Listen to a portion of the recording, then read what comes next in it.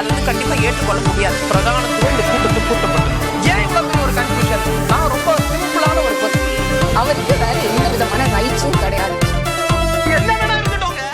நேர்பட பேசு நிகழ்ச்சிக்கு உங்கள் அனைவரையும் அன்போடு வரவேற்கின்றேன். இன்றைய நிகழ்ச்சியில் நாம் பாதிக்க இருக்கக்கூடிய தலைப்பு என்பது கரூர் துயரத்தை ஒரு சதி என சந்தேகிக்கிறது தாவேகா. இதற்கு பின்னணியில் ஒரு சதி இருப்பதாக சொல்றாங்க. அதிமுக பாஜகவும் சிபிஐ விசாரணை கோருகிறார்கள். இதற்கு பின்னணியில என்ன இருக்கு, இதை விசாரிக்கணும், உரிய நீதி வேண்டும் என்று சிபிஐ விசாரணை கோருகிறார்கள். இதில் அவதூறு பரப்ப வேண்டாம், நிதானத்தை கடைபிடியுங்கள் என்று முதலமைச்சரும் கோரிக்கை விடுத்திருக்கிறார். இந்த 3 புள்ளிகளையும் இணைத்து தான் நம்ம தலைப்பை கட்டமைச்சிருக்கிறோம். கரூர் துயரம் என்ன நடக்கிறது, இதுதான் தலைப்பு. நான் விருந்தினர்களை உங்களுக்கு அறிமுகம் செய்து விடுகிறேன். மூத்த பத்திரிகையாளர்கள் திரு ஐயநாதன் அவர்கள், வணக்கம் ஐயநாதன். வணக்கம். பிரியன் அவர்கள், வணக்கம் பிரியன். அரசியல் விமர்சகர் நவநீதன் அவர்கள், வணக்கம் நவநீத். நம்மோடு பத்திரிகையாளர் சுவாமிநாதன் அவர்களும் இணைந்திருக்கிறார். வணக்கம் சுவாமிநாதன். ஐயநாதன், உங்களிடமிருந்தே தொடங்குறேன். இந்த கரூர் துயரத்திற்கு பின்னால் ஒரு பெரிய சதி இருக்கு, எங்கள்கிட்ட அதுக்கான ஆதாரமும் இருக்கு அப்படின்னு தாவேகா தரப்புல சொல்றாங்க. ஒரு சதி இருப்பதாக சந்தேகிக்கிறாங்களே. அங்கே நடந்த நிகழ்வை வந்துட்டு எல்லா ஊடகமும் பார்த்துருக்குது, நம்மளும் பார்த்துருக்குறோம். அவ்வளோ தெளிவாக காட்டிக்கிட்டு இருக்கிறாங்க. விஜய் வர்ற வரைக்கும் என்ன நிலைமை, விஜய் வந்துட்ட உடனே என்ன ஆச்சு, அப்புறம் அப்போ மயக்கம் அடித்து விடுறது, அதுக்கப்புறம் விஜய் போயிட்ட உடனே எவ்வளோ பேர் இப்போ அப்படியே இதானாங்க அப்படின்றது எல்லாமே வந்துட்டு நம்ம பார்த்துக்கிட்டு தான் இருக்கிறோம். சதி அப்படின்ற குற்றச்சாட்டை சொல்கிறவங்க அதற்கான அடிப்படையாக எதை சொல்கிறாங்க? செந்தில் பாலாஜியினுடைய தூண்டுதலின் பேரில். அதுக்கு என்ன அடிப்படை, எங்கே இருக்குது? இப்போது இந்த இன்சிடென்ட் எடுத்துக்கிட்டிங்கன்னா 12 மணிக்கு அங்கே விஜய் வந்துட்டு பேசணும் அப்படின்னு சொல்லிட்டு அவங்களுடைய கட்சிக்காரங்க சொன்னது. போலீஸ் வந்துட்டு 3 to 10 அப்படின்ற மாதிரி ஒரு வருஷம்னு சொல்லுது. அப்போ நீங்கள் பார்த்தீங்க அப்படின்னம்னா அப்போ வந்துட்டு 9 மணிலேருந்தே அங்கே கூடுறாங்க ஜனங்க. கூடி அப்படியே இருக்கிறாங்க. ஆனால் ஒரு வரல, விஜய் வர்றதுக்கு தாமதமாகுது. அதுக்கப்புறம் பார்த்தீங்கன்னா 2 மணி அளவில் தி ஹிந்து ரிப்போர்ட்ஸ் 2 மணி அளவில் நீங்கள் பார்த்தீங்க அப்படின்னம்னா ஒரு 4000 பேருக்கு கம்மியாக தான் அந்த இடத்துல இருந்திருக்கிறாங்க. ஆனால் 4 மணிக்கு பிறகு சர்ஜாக ஆரம்பிச்சிருக்குது. அங்கே இருக்கிற இண்டஸ்ட்ரீஸ் எல்லாம் வந்துட்டு க்ளோஸ் பண்ணி வேலை முடிச்சிட்ட உடனே எல்லாரும் அவங்களும் வந்திருக்கிறாங்க, நிறைய பேர் வந்திருக்கிறாங்க. விஜய் வந்தபோது விஜய் கூட வந்தவங்களும் வந்துட்டு வர்றாங்க. வந்துட்ட உடனே பார்த்தீங்கன்னா ஒரு நெருக்கமான அந்த ஒரு சூழலில் இந்த பேருந்தையும் உள்ளே கொண்டு வராங்க. அந்த பேருந்தை உள்ளே கொண்டு வரும்போது 2 சைடு அப்படியே ஸ்ப்ளிட் ஆகி ஒரு அழுத்தத்துக்கு உள்ளாகிறாங்க. பின்தள்ளப்பட்ட மக்கள் அழுத்தத்துக்கு உள்ளாகிறாங்க. அந்த இடத்துல தான் வந்துட்டு இந்த மூச்சு திணறலாம் ஏற்பட்டு மயக்கம் போட்டு விடுறாங்க. விஜயே பார்க்குறாரு, அதை இவர் தண்ணியெல்லாம் கொடுக்குறாரு. அப்புறம் ஆம்புலன்ஸுக்கு ஃபோன் பண்ணுங்கப்பான்னு அவரும் சொல்கிறாரு. அதெல்லாம் நடக்குது. ஆம்புலன்ஸ் அப்பயே வந்துருச்சு, போகிறாங்க, எல்லாமே நடக்குது. இதுக்கப்புறம் பார்த்தீங்கன்னா விஜய் போய் சேர்ற அந்த 1 மணி நேரத்துக்குள்ளேயே 30 பேர் மரணம் அடைந்த நிலையில் வந்துட்டு மருத்துவமனை கொண்டு வரப்பட்டாங்க. இந்த இடத்தில் ஐயநாதன் தாவேகா தரப்புல என்ன சொல்றாங்கன்னா, ஏதோ கல்லெறி சம்பவம் அப்படின்றாங்க, செருப்பு எடுத்து வீசினதா சொல்றாங்க, நீங்க குறிப்பிட்ட மாதிரி திரு செந்தில் பாலாஜி தூண்டுதல்ன்றாங்க, கரண்ட்டை கட் பண்ணிட்டாங்க அப்படின்றாங்க. இது மாதிரி ஏராளமான சந்தேகங்கள் வந்துகிட்டே இருக்கு. சங்கிலி மாதிரி இதுக்கான காசஸ் எதுவுமே அங்க இல்லை. அதாவது ஒருத்தர் செருப்பு எடுத்து அடிக்கிறான், அவங்களுடைய பவுன்சர்ஸ் வந்து தடுத்துடுறாங்க. அது ஒரு வெள்ளை கலர் தடுத்துடுறாங்க. மற்றபடி கல் விழுந்ததாவோ வேற எதுவுமோ இல்லை அந்த க்ரௌடுக்குள்ளே ஏதாவது அண்ட்ரஸ்ட் ஏற்பட்டதாகவோ எதுவுமே நம்ம பார்க்கல. எதுவுமே ரிப்போர்ட்டும் ஆகல. எந்த பத்திரிகை எடுத்துக்கோங்க, எந்த தொலைக்காட்சி எடுத்துக்கோங்க, உங்களுடைய ரிப்போர்ட்டர் எத்தனை பேர் அங்கே இருந்திருப்பாங்கன்றது உங்களுக்கு தெரியும். யாருமே ரிப்போர்ட் பண்ணாத. தாவேகாவும் சந்தேகத்தை கிளப்புறாங்க.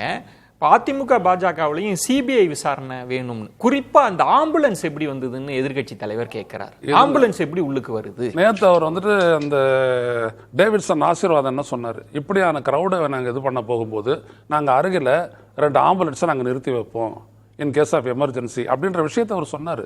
அதை யாருமே இவங்க கண்டெஸ்ட் பண்ணலை. அந்த 2 ஆம்புலன்ஸ் தான் முதல்ல வந்துச்சு. விஜய் ஒன்று கேட்கிறாரு, அந்த ஆம்புலன்ஸ் மேல நம்ம கொடி இருக்குது, இது என்னப்பா அப்படின்றாரு. அதை பத்தி இன்னும் யாருக்கு எதுவும் தெரியும். அது தாவேகா ஏற்பாடு செஞ்சிருந்த ஆம்புலன்ஸ். முதல்ல கண்டிஷன் நாங்க கொடுத்ததுனால அவங்க ஏற்பாடு பண்ண ஆம்புலன்ஸ் தான் வந்தது. ஆமா வந்துச்சு. ஆனா ஒட்டுமொத்த இப்ப திடீரென்று அதிமுக பாஜகவும் சந்தேகத்தை அதிகமா கிளப்புறாங்க. இல்ல, நான் என்ன சொல்ல வரேன்னா, சந்தேகம் அப்படின்றது வந்துட்டு தாராளமா கிளப்பிடலாம். நீங்க தான் சப்ஸ்டான்ஷியேட் பண்ணணும், ஆதாரத்தை. நாங்க ஆமா இப்போ இதோ இருக்கு, ஒரு ரிப்போர்ட்டர் இருக்கிறாரு, long wait poor planning led to stampede at Karur அப்படின்னு அவர் சொல்லும்போது ஒரு குறிப்பிட்ட இடத்த நான் படிக்கிறேன் பாருங்க.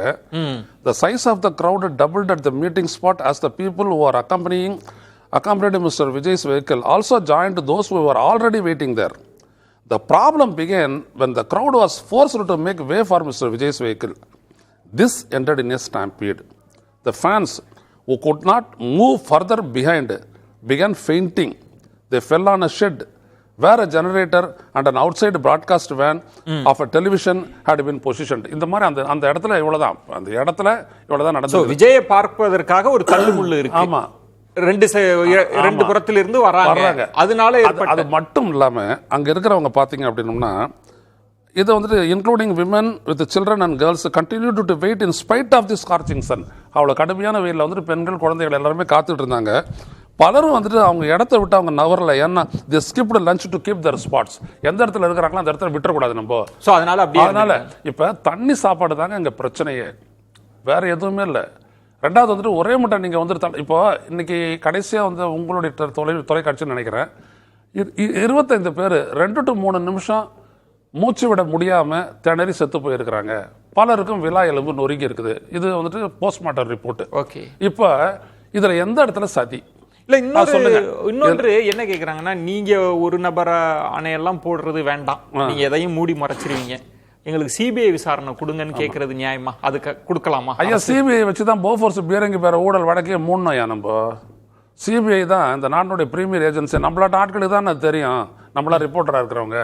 அவங்க தான் வந்துட்டு என்ன பண்றாங்க, ஆட்போனுடைய டைரி அந்த கடிதங்கள்லாம் எடுத்துட்டு வந்துட்டு ஜெராக்ஸ் கொடுத்தாங்க. இவங்க கோர்ட்ல ஜெராக்ஸ் ஃபைல் பண்ணாங்க, தூக்கி எடுத்தான் டெல்லியில.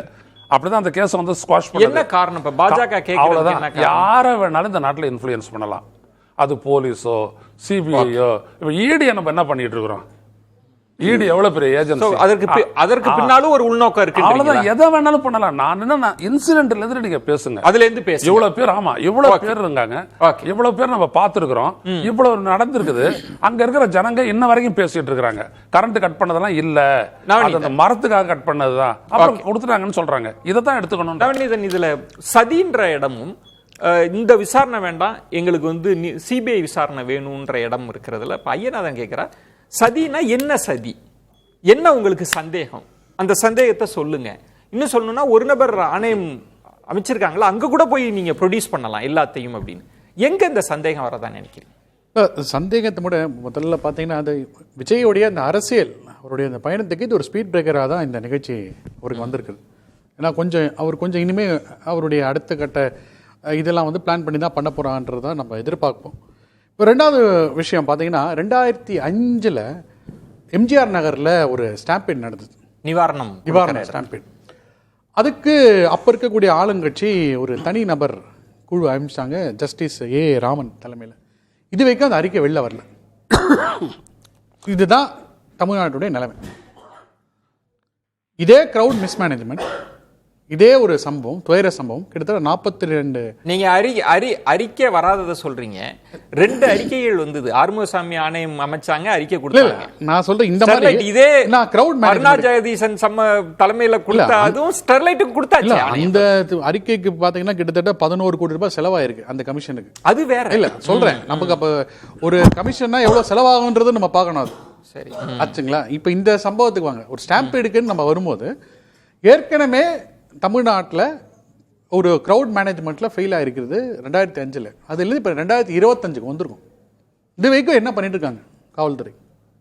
அவர் அந்த ரிப்போர்ட்டில் அவர் படிக்கும்போது அந்த இடத்துல அந்த க்ரோத் வந்து எக்ஸ்பேண்ட் ஆகுது, அந்த இருக்கக்கூடிய இடத்துல எக்ஸ்பேண்ட் ஆகும்போது வந்து காவல்துறை பேரிகேட் போட்டு அவ்வளோதான் அப்படின்னு சொல்லி அதை க்ளோஸ் பண்ணியிருக்கணும். அதை மிஸ் பண்ணிட்டாங்க. இல்ல 2 விஷயம். காவல்துறை தரப்புல நீங்களாவே விளக்கம் கொடுங்க. காவல்துறை தரப்புல சொல்லுது 10,000 பேர், 10,000க்கு மேலதான் நாங்க எக்ஸஸாவே யூகிப்போம். ரொம்ப கடும் நெருக்கடி இருக்கிற கிரவுடு, மிதமானது எல்லாமே நாங்க பிளான் பண்ணோம். எங்க காவல்துறையை மீறி கட்சியினருக்கு ஒரு பொறுப்பு இருக்கு. அவங்க வழி நடத்தினா மட்டும்தான், அவங்க கோஆபரேட் பண்ணா மட்டும்தான் எங்களால செய்ய முடியும். நாங்க 2000 போலீஸை கூட போட்டிருக்கலாம். ஆனா அந்த கிரௌட பாருங்க, என்ன செஞ்சிருக்க முடியும்னா என்ன செஞ்சிருக்கணும். இல்ல அதுதான் இப்போ தமிழ்நாட்டில் பார்த்தீங்கன்னா 2005 நான் சொன்னது இந்த எம்ஜிஆர் நகரில் நடந்த சம்பவம். அப்புறம் பார்த்தீங்கன்னா 2018 கூட முன்னாள் முதல்வர் கருணாநிதி அவர்களுடைய ராஜாஜி ஹால்லையும் இதே மாதிரி ஒரு ஸ்டாம்பீட் நடந்தது. அதுலேயும் ஒரு 2-3 பேர் பலி நடந்த சம்பவத்தை பார்க்குறோம். அப்புறம் 2024 ஹேர் ஷோ அதில் நடந்த சம்பவத்தை பார்க்குறோம். இது எல்லாத்தையும் விடுங்க, இப்போ சின்னசாமி ஸ்டேடியத்தில் பெங்களூரில் நடந்தது கட்டுக்கடங்க, இதெல்லாம் காவல்துறை அவங்க சைடில் பார்த்துருக்காங்க. இப்படி பார்த்துருக்கச்சு அதுக்கான ஃபர்மேட்டிவ் மெஷர் அவங்க சைடு எடுத்துக்கணும். இன்னொரு பக்கம் என்னன்னா விஜயோடைய 2ஆம் கட்ட தலைவர்கள், ஏன்னா நம்ம நிறைய பார்த்தோம் அங்கே இருக்கக்கூடிய உள்ளூர்வாசிகளே சொல்றாங்க எப்படி அந்த 2ஆம் கட்ட தலைவர்கள் இந்த மாதிரி ஒரு இடத்த வந்து ஏற்றுக்கிட்டாங்க, ஒரு ஒரு ரோட் ஷோ பண்ணுறதுக்கு ஏற்றுட்டாங்க அப்படின்றது தெரியல. ரெண்டாவது அவங்க சொல்லியிருக்கணும் விஜய் கிட்ட இந்த இடம் வானான்றதையும் அவங்க சொல்லியிருக்கணும். ஏன்னா விஜய்க்கு வந்து அதோட டோப்போகிராஃபி தெரியாது, அதனால அவங்க சொல்லியிருக்கணும் அப்படின்றது தான். ஸோ இது 2 சைட்லையுமே தான் ஒரு மிஸ் ஆக தான் இருக்குது. அந்த இடத்தில் அந்த இடம்ன்றது ஒரு சந்தேகமானதுனால காவல்துறை தரப்புல சொல்றது நீங்க விளக்குங்க. அவங்க என்ன சொல்றாங்க, இதை விட குறுகலான 2 இடங்களை தான் அவங்க கேட்டிருக்கிறாங்க. காவல்துறை சொல்லியிருக்கு இவ்வளவு நீங்க பண்ண முடியாது சொல்லியிருக்காங்க. இதுல ஒரு விஷயம்ன்றது இப்ப அவங்க கொடுத்த இடம் அப்படின்றது வந்து எல்லா கட்சியினருக்குமான இடம். அதாவது இந்த இடம் ஒதுக்கீடுல வந்து கலெக்டரோட எல்லா கட்சி பிரதிநிதிகளும் பேசிதான் இடம் தேர்வு செய்யப்படுது. அப்படி கொடுத்துருக்கோம் அப்படின்னு இல்ல ஊருக்கு வெளியே போய் பண்ணலாம் அப்படின்றப்ப தாவேகாவினர் சொன்னது வந்து நாங்க மக்களை சந்திக்கிறதுல தடுக்க கூடாதுன்ற இடத்தில் எங்க பிரச்சனைன்னு நீங்க புரிஞ்சுக்கிறீங்க? யார் சைடுல இருப்பாங்க? இல்ல அதாவது குறிப்பா சொல்லணும்னா தாவேகா சைட்ல இருந்து வந்து அவங்க பிரிகாஷனரி மெஷர் எடுத்துக்கணும். இப்போ நீங்க தமிழ்நாட்டில் எடுத்தீங்கன்னா சென்னையில் எடுத்தீங்க ஃபார் எக்ஸாம்பிள், வள்ளூர் கோட்டம் ஒரு டிக்ளேர்டு பிளேஸ். இங்க வந்து நீங்க பொதுக்கூட்டம் நடத்தலாம், அடுத்து ராஜரத்னம் ஸ்டேடியம் அப்படி. இப்போ அந்த மாதிரி ஒரு டிக்ளேர் பிளேஸ்ன்னு தெரிஞ்ச இடத்துல வந்து ஒரு கூட்ட நெரிசல் வருதுன்னா யாரோட காவல்துறை இல்லாம அதை நடத்தக்கூடிய ஆர்கனைசர் கையிலும் இருக்கு. இதுல இந்த சதின்ற இடத்தை எப்படி பாக்குறீங்க? இதுக்கு பின்னணியில வந்து திரு செந்தில் பாலாஜி அவர்களை குற்றம் சாட்டுறாங்க, இதுக்கு பின்னாடி கல்லறின்னு ஒரு சதி கோட்பாடு இருக்குன்றாங்க. அதை நீங்க ஏத்துக்கிறீங்களா? எப்படி பாக்க சார்? அதாவது நான் சொன்ன இந்த 2 இன்சிடென்ட் சொன்னீங்களா, இந்த குறிப்பா சொன்ன இந்த மழை நிவாரணத்தில் வந்து நவம்பர்லயும் நடந்தது, அதே வருஷம் நவம்பர்லயும் நடந்தது, டிசம்பர்லயும் நடந்தது. அப்போ வந்து அப்ப இருக்கக்கூடிய ஆட்சியாளர் என்ன சொன்னாங்க, திமுகவை சேர்ந்த ஒரு நபர் தான் அதுல இன்வால்வ் ஆனாங்க அப்படின்னு சொல்லி ஒரு நபர் கமிஷன் போட்டு ஒரு கேஸ்லாம் போட்டு இந்த கேஸ் முடியல. அந்த மாதிரி இதெல்லாம் அதுல சொல்லணும்னா ஆளுங்கட்சி தரப்புல என்ன சொன்னாங்கன்னா, திரு தனசேகர்னு நினைக்கிறேன், அவர் நீங்க போய் வாங்குங்க இல்லாட்டி உங்களுக்கு எல்லாம் கிடைக்காதுன்னு சொல்லிட்டாரு. தள்ளுமுள்ளுன்னு ஒரு நபரை வைத்து அவரால் தான் இந்த கூட்டம். எதுக்கு சொல்ல வந்தேன், இந்த மாதிரி பேசுறது சதி அப்படின்றதெல்லாம் வந்து ஒரு அதாவது பரஸ்பரமா குற்றம் சாட்டுறதுக்காக நம்ம ஃபெயில் ஆயிட்டோம், சிஸ்டம் ஃபெயில் ஆயிடுச்சுன்றது யாரும் ஒத்துக்கல. மொத்த சிஸ்டம். ஏன்னா அங்க வந்து அப்படியே அவர் சொல்லியிருந்தா கூட உங்ககிட்ட வந்து ரேபிட் ஃபோர்ஸ் அங்க கரெக்டாக இருந்ததுன்னா அன்னைக்கு அந்த வந்து பலியை தடுத்துருக்கலாம். ஆனா ஐயநாதன் குறுக்கிட ஐயா சொன்னதுக்கு தான் சிஸ்டம் ஃபெயிலியர் அப்படின்றதுக்கு வந்துட்டு இடம் இல்லை. இப்போ நீங்கள் ஒரு க்ரௌடை சொல்கிறீங்க, அதைத்தான் போலீஸ் வந்துட்டு அடிப்படையாக எடுத்துக்கிட்டு கொடுக்க போகுது. 1க்கு 3 ஆகுது, அது பார்த்தீங்கன்னா 4 வழிச்சாலை. அது 4 வழிச்சாலை, அது பெரிய இடம் தான் அது. ஆனால் அவ்வளோ க்ரௌடு அதையும் மிஞ்சுற அளவுக்கு வந்துட்டு சேர்ந்துச்சு அப்படின்னோம்னா என்ன பண்ண முடியும்? இதில் எப்படி எந்த இடத்துல பேரிகேடு போடுறது, எந்த இடத்துல தடுக்கிறது, எந்த இடத்துல இது பண்ணுறது? இப்போ நான் தான் அந்த இடத்துல படித்து காட்டினேன். க்ரௌடே திக்காக இருக்குது, அந்த இடத்துல விஜயனுடைய பஸ்ஸை கொண்டு வர்றாங்க. அது கொண்டு வந்து நிறுத்தும் போது எல்லாரும் பின்னுக்கு தள்ளப்படுறாங்க. தள்ளப்பட்ட இடத்துல தான் இது ஆச்சு அப்படின்றது சொல்லப்பட்டதெல்லாம் கிடையாது. இதுதான் அப்படின்னு சொல்றாரு அந்த ரிப்போர்ட். அதைத்தான் நான் சொல்ல வரேன். அது சிஸ்டம் ஃபெயிலியர் கிடையாது. இதற்கு முன்னாடி விஜயோட 2 மதுரையில் ஒரு மாநாடு நடந்து அப்புறம் திருச்சியில் இது ரோட் ஷோ பார்த்துருக்காங்க. இப்போ இன்ஃபேக்ட் என்ன சொல்றாங்க, நீங்க இந்த மாதிரி ஒரு நிகழ்ச்சி நடத்துக்கு முன்னாடி எவ்வளவு மினிமம் கிரௌட் வரும்ன்றது எழுதி கொடுக்கணும்ன்ற மாதிரி ஒரு ரூல்ஸ் இருக்கு அப்படின்னு சொல்லி சொன்னாங்க. அதை எழுதி கொடுத்துருக்காங்கன்றதையும் அவங்க சொல்றாங்க. 10,000 பேர் தாண்டி தான் நாங்க போட்டோம். அதாவது வந்து இப்போ ஒரு இடத்துல ஒரு ஓவர்ஃப்ளோ ஆஃப் த கிரௌட் இருக்குன்னா என்ன பண்ணணும்னா, நீங்க டெஃபினட்டா அந்த இடத்துல பேரிகேட் போட்டு இதுக்கு மேல வந்து நீங்க கிரௌடை வந்து ஸ்வெல் பண்ண அலோவ் பண்ணக்கூடாது. இவர் சொன்ன பாயிண்ட் தான். ஸ்லோலி அவர் என்ன சொல்றாரு, 3 மணி நிலவரன்றாரு. ஒரு இடம் நவநீதன் நம்ம அரசியலா பார்க்கலாம். தாவேகா தொடர்ந்து வைக்கிற குற்றச்சாட்டு, எங்களுக்கு கட்டுப்பாடு விதிக்கிறாங்க, எங்களை மக்களை சந்திக்க விடலை, எங்க கூட்டத்தை கண்டு இந்த அரசு அஞ்சுது அப்படின்ற குற்றச்சாட்டை தொடர்ந்து வச்சுட்டே இருக்கிறாங்க. ஆம்புலன்ஸ் காட்சிகள்லாம் போட்டிருக்கீங்க. இன்னொன்று, இந்த பேரிகார்டை தாண்டி வரக்கூடிய காட்சிகளை பார்க்கிறப்ப எல்லாத்தையும் உடைச்சிட்டு போற தன்மையும் இருக்கு. நம்ம அதெல்லாம் தாண்டி இதற்கு பின்னணியில் யாராவது சதி செஞ்சு இந்த வேலை நடந்திருக்கா? இது வந்து சாதாரண விபத்து இல்ல, இதுக்கு பின்னாடி ஒரு அரசியல் நோக்கம் இருக்குன்றாங்கல்ல, அப்படி உங்களுக்கு சந்தேகம் இருக்கான்னு? அப்படி இருக்கிறதுக்கான வாய்ப்பு இல்லை சார். அப்படி இருக்குன்னா இதுக்கு முன்னாடி 2 கூட்டம் நடத்திருக்காரு. அந்த அரசியல் அங்க கூட பயன்படுத்திருக்கலாம் இல்லையா? இது வந்து இது என்னமோ பிளான்டு. அவங்க சொல்றது கூட வந்து டிஎன்இபில இருந்து கிளீனா சொல்லிட்டாங்க, எங்க சைட்ல இருந்து இல்ல, அவங்க சைட்ல இருந்து தான் ஜெனரேட்டர் ஆஃப் பண்ணாங்க. அதுதான் அப்படின்றது தெளிவாக வருகிறது.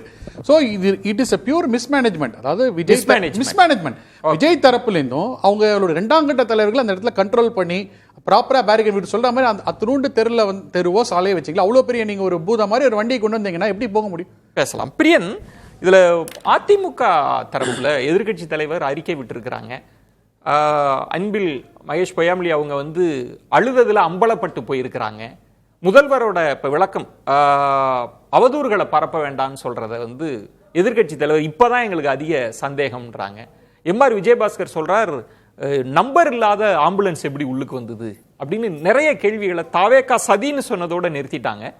அதிமுக அடுக்கடுக்கா சந்தேகங்களை சொல்லிட்டே இருக்காங்களே, எப்படி பார்க்கறது? இல்லை, அதிமுக அப்படி சொல்கிறது ஒன்றும் ஆச்சரியம் இல்லை. ஏன்னா அவங்களுக்கு இந்த இன்சிடென்ட் வந்து திமுக கவர்மெண்ட்டை எதிர்த்து பல விமர்சனங்களை வைக்கிறதுக்கான ஒரு வாய்ப்பு அவங்களுக்கு கொடுத்துருக்கு. அதனால் அவங்க ஒரு எதிர்கட்சின்ற முறையில் அவங்க பல விஷயங்களை சொல்ல தான் செய்வாங்க. பட் ஆனால் இதில் பிரின்சிபலாக பார்க்கும்போது தாவேக்கா தான் முக்கியமான ஒரு பார்ட்டியாக இருக்குது இதில். ஸோ இவங்க வந்து அந்த இன்சிடெண்ட்டை பயன்படுத்துகிறாங்க, அதிமுகவும் பாஜகவும். ஓகே, அவங்க ஒரு அரசியல் பண்ணுறாங்க, நம்ம அது ஒன்றும் சொல்ல முடியாது. ஸோ அரசியல் பண்ணுறாங்க, அரசியல் தான். இதை திமுகவும் இருந்த எதிர்கட்சியாக தான் அதான் பண்ணுவாங்க. அதையும் சொல்லி ஆளுங்க அரசியல் அவியலா பண்ணுவான்றீங்களா? திமுக இருந்தால் அவங்களும் சிபிஐ என்கொயரி கேட்க தான் செய்வாங்க.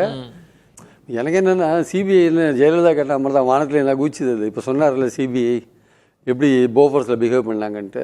சிபிஐ இப்போ ஆம்ஸ்டாங் கேஸ்லலாம் குற்றப்பத்திரிகை ஃபைல் பண்ணியாச்சு. இப்போ வந்து ஹைகோர்ட் சொல்லுது சிபிஐட்ட கொடுன்னு சொல்லுது. இது ஒரு இன்வெஸ்டிகேஷன் முடிஞ்சு குற்றப்பத்திரிகை ஃபைல் பண்ண பிறகு சிபிஐட்ட கொடுன்னு சொன்னா எப்படின்ற. இந்த தனிநபர் இந்த ஒரு நபர் ஆணையம் வந்து கவர்மெண்ட்டுக்கு சாதகமாக தான் இருக்குன்னு எதிர்கட்சி தலைவர் சொல்றாரு. ஏற்றுக்க முடியாது. ஒரு நபர் ஆணையெல்லாம் ஐவாஷ் சார், அதெல்லாம் சுத்த ஐவாஷ். அதெல்லாம் வந்து ஃபயர் ஃபைட்டிங் எக்யூப்மெண்ட் மாதிரி சும்மா அந்த சமயத்துக்கு திசை திருப்புற ஒரு விஷயம். இதெல்லாம் வந்து சொல்றதுக்கு வெக்கப்பட வேண்டிய அவசியமே இல்லை. இதெல்லாம் ஃபேக்ட். ஒரு நபர் ஆணையம் சொன்னார்ல, ராமன் கமிஷன் போட்டாங்க 2005. நம்ம பேசிட்டு இருக்கிற இடத்துலேருந்து 1 கிலோமீட்டருக்குள்ளே நடந்த விஷயம்தான். 42 பேர் செத்தாங்க. 42 பேர் செத்தாங்க. ராமன் என்ன கொடுத்தாரு? ஆனால் சுப்ரீம் கோர்ட் என்ன தெரியுமா சொன்னாங்க அந்த கேஸில்? உங்கள் ஆஃபீஸர்ஸ் தான் ரெஸ்பான்சிபிள்னாங்க. தமிழ்நாடு கவர்மெண்ட் ஆஃபீஸ் தான் ரெஸ்பான்சிபிள்னாங்க. அதான் ஆஃபீஸ் தான், அரசு தான் ரெஸ்பான்சிபிள்னாங்க. அரசு என்ன நடவடிக்கை எடுத்தது அந்த ஆஃபீஸர் மேலே? சரி, அதே விடுங்க, அப்படியே ஆறுமுகசாமிக்கு வாங்க, என்ன நடவடிக்கை எடுத்தது ஆஃபீஸர் மேலே? சரி, ஸ்டெர்லைட் இது வாங்க, 2 ரிப்போர்ட்டும் திமுக கவர்மெண்ட்ல பெண்டிங்காக இருக்குது. என்ன ஆக்ஷன் எடுத்தாங்க? என்ன யார் மேலே ஆக்ஷன் எடுத்தாங்க? அப்போ என்ன ஒரு நம்பர் கமிஷன் போட்டு என்ன பண்ண போறீங்க? அந்த ஒரு நம்பர் கமிஷன் ஆரம்பிச்சு விசாரணை ஆரம்பிச்சு பண்ணுறதுக்குள்ள எலெக்ஷன் வந்துடும் சார். எலெக்ஷன் 6 மாதம் அந்த கமிஷனே ஒர்க் பண்ணாது. அதுக்கப்புறம் எந்த கவர்மெண்ட் வந்து தெரியாது. அப்புறம் அவங்க எப்போ சப்மிட் பண்ணுவாங்கன்னு தெரியாது. ஆனே எதுவும் மறைச்சிருவாங்களா? அரசுக்கு சாதகமாக எதுவும் மறைக்க? இது வந்து ஒரு டைம் ட்ராக்கிங் ப்ராசஸ் தான். அதாவது வந்து இந்த நேரத்தில் இந்த பிரச்சனையை வந்து எப்படி கமிஷனை போடு இல்லை அது தலையில் கல்லை போடுதுன்னு அமரர் கல்கி சொல்லிட்டு போனார் எப்போ 60 வருஷத்துக்கு முன்னாடி. அது இன்றைக்கும் அப்ளை ஆகுது. நீ ஒரு விஷயத்தை டைவர்ட் பண்ணணும்னா ஒன்று கமிஷனை போடணும், இல்லை கல்லை போடணும், அந்த போட்டு அமுக்கணும். அது அரசு மூடி மறைக்குதுன்னு நினைக்கிறேன். அப்படி அரசு மூடி மறைக்குதுன்னு சொல்ல வரல. அரசுக்கு வந்து ஒரு சங்கடமான இடம். ஏன்னா இந்த பிரச்சனையில அரசு மேலேயும் குற்றம் சாட்டுவாங்க. தாவேக்கா மேலே பல குற்றச்சாட்டுகள் இருக்கு. அவங்க சொல்ற சதி, இந்த செருப்பு வீசுறது, இந்த கல் வீசுறது, அப்புறம் ஆட்டாப்சி பண்ணது, அதாவது உடற்கூறு பரிசோதனை பண்ணது, ஏன் வேக வேகமாக பண்ணாங்க ராத்திரியில் அப்படின்லாம் கேட்குறாங்கல்ல. அதுக்கெல்லாம் பதில் சொல்லிட்டாங்க கவர்மெண்ட்லேருந்து. ஏன் அது பண்ணுறதுக்கான வாய்ப்புகள் இருக்குது, அது பண்ண முடியும்லாம் சொல்லிட்டாங்க. ஸோ அவங்க ஏதோ சந்தேகத்தை கிளப்புறாங்க. அது வந்து டீட்டெயிலாக வந்து இந்த 1 மேன் கமிஷன் அல்லது போலீஸ் ரிஜிஸ்டர் பண்ண கேஸ் இருக்குல்ல, அதோடைய விசாரணையில் நம்ம தெரிஞ்சுக்கலாம். இப்போது போலீஸ் ஒரு கேஸை ரிஜிஸ்டர் பண்ணி விசாரிக்கிறாங்க சார். அதில் முதல் குற்றவாளியை மாவட்ட செயலாளர் தாவேக்காவை சேர்த்துருக்காங்க. நிர்மல்குமார் இருக்குது, புஷி ஆனந்த் இருக்காரு. அதில் விஜய் சேர்ப்பாங்களா இல்லையான்னு தெரியல. அல்லு அர்ஜுனா கேஸில் அல்லு அர்ஜுனா உள்ள தூக்கி ஒரு நைட்டு வச்சுட்டார் ரேவந்த் ரெட்டி. இப்போ தான் ஸ்டாலினை பார்த்துட்டு போயிருக்கார். அந்த தைரியம் கொஞ்சமாவது ஸ்டாலினுக்கு வரணும்னு நினைக்கிறேன். ஏன்னா ஆமாம் சார், அவர் முன்னாடி தான் சார் டெத்து நடக்குதாங்க. அவர் தான் கட்சியோட தலைவர் சார். அப்போ அவர் கூப்பிட்டு விசாரிக்க வேண்டாமா நீங்கள் போலீஸில்?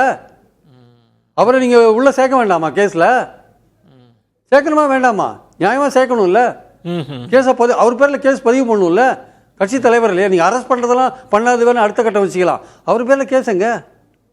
கட்சி தலைவர் அவர் தான் பேசுகிறாரு. அவர் தான் காஸ் ஆஃப் ஆக்ஷன். அவர் தானே சார் காஸ் ஆஃப் ஆக்ஷன்? அவர் தானே அவர் தானே காஸ் ஆஃப் ஆக்ஷனு. அவர் பேரில் கேஸ் இல்லாத என்ன சார் கேஸ் போடுறீங்க? நீங்கள் என்ன கேஸ் போடுறீங்க? இல்லை, தமிழ்நாடு கவர்மெண்ட் 1 மேன் கமிஷன் போட்டது. அன்றைக்கி சிஎம் போனார், ராத்திரி ஆறுதல் சொன்னார், எல்லாம் கரெக்டு. அதெல்லாம் நான் பாராட்டுறேன். ரொம்ப குயிக்கான ஆக்ஷன். இந்த 1 மேன் கமிஷனில் எனக்கு சந்தேகம் இருக்குது. அது வந்து எதிர்பார்த்த பலனை கொடுக்காது.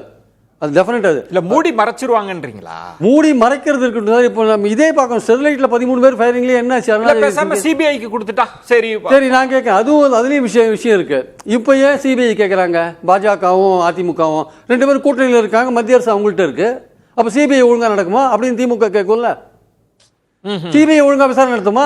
அதிமுக பாஜக கையில இருந்து சிபிஐ இருக்கு. ஆனா ஆதவ அர்ஜுனா வந்து முன்பு ஏன் முந்து சிபிஐ உங்க இன்டர்வியூல அது மாதிரி சொல்லியிருக்காரு. ஆனா இப்ப சிபிஐ அவர் கேக்குறாரு. அவர் பாஜக கூட சிபிஐ மேல நம்பிக்கை இல்லைன்னு உங்ககிட்ட சொன்னாரு. இப்ப அவர் எப்படி சிபிஐ கேட்கிறார்? ஒரு சிபிஐ வந்து ஒரு சர்ச்சைக்குரிய ஆர்கனைசேஷன் சார். அது மேல நம்பிக்கை சில பேர் ஆளுங்கட்சியா இருக்கும்போது நம்பிக்கை வைப்பாங்க, எதிர்கட்சியா இருக்கும்போது நம்பிக்கை வைப்பாங்க. அது மாறி மாறி இருக்கும். நம்ம பாயிண்ட் என்னன்னா, நீங்க சிபிஐ இப்ப கேட்கறீங்க. இதுவே அதிமுக ஆளுங்கட்சியா இருந்தா சிபிஐக்கு அவ்வளவு சீக்கிரம் பொள்ளாச்சிக்கு ஒத்துனீங்களா? நீங்க அவ்வளவு சீக்கிரம் சாதாரண குலத்துக்கு ஒத்துனீங்களா? நீங்க அதிமுக ஆளுங்கட்சியா இருந்த போது என்னதான் நடக்குது பிரியன்? அப்ப இந்த பிரச்சனையை ஒரு சாமானிய பாக்குறப்ப என்னதான்ப்பா இது, எப்படிதான் இதை புரிஞ்சுக்கிறதுனா என்ன? இல்ல சார், இதை வந்து நார்மல் இன்வெஸ்டிகேஷன்ல விடுங்க. போலீஸ் ஒரு கேஸை பதிவு பண்ணிருக்கு. அவங்க எல்லாரையும் கூப்பிட்டு விசாரிக்கணும். விஜய் உட்பட எல்லாரையும் விசாரிக்கணும். விஜய் மேல கேஸ் பதிவு பண்ணணும். இந்த கவர்மெண்ட் இன்னும் 24 மணி நேரத்துக்குள்ள இந்த கேஸ் விஜய் மேல பதிவு பண்ணியே ஆகணும் சார். இல்லாட்டி இந்த கவர்மெண்ட் வந்து எதுக்கோ பயப்படுதுன்னு நான் பார்ப்பேன். எதுக்கோ பயப்படுதுன்னு தான் பார்ப்பேன். 4 மணி நேரம் தாமதம் வந்திருக்காரு சார். சார் 4 மணி இல்ல 6 மணி நேரம் தாமதம். அவர் முன்னாடி நடக்குது சார். அந்த டெத் எல்லாம் அவர் முன்னாடி நடக்குது. ஒரு அரசியல் தலைவர் அதை பார்த்துட்டு திரும்பி வராரு, பார்க்காத கூட போறாரு. அது அவருடைய அரசியல் வச்சுக்கோங்க. ஒரு மனிதாபிமானம், அடிப்படை மனிதாபிமானம் கூட அவர்கிட்ட இல்லை. ஏன்னா நம்ம ஆளுங்க எவ்வளவு பேர் சேர்த்துருக்காங்க, நம்ம திரும்பி போய் திருச்சியில் போய் பார்க்கணுமே அது கூட தோணலை அவருக்கு. ஆக்சுவலா ஒரு பொலிட்டிக்கல் லீடர் சார்.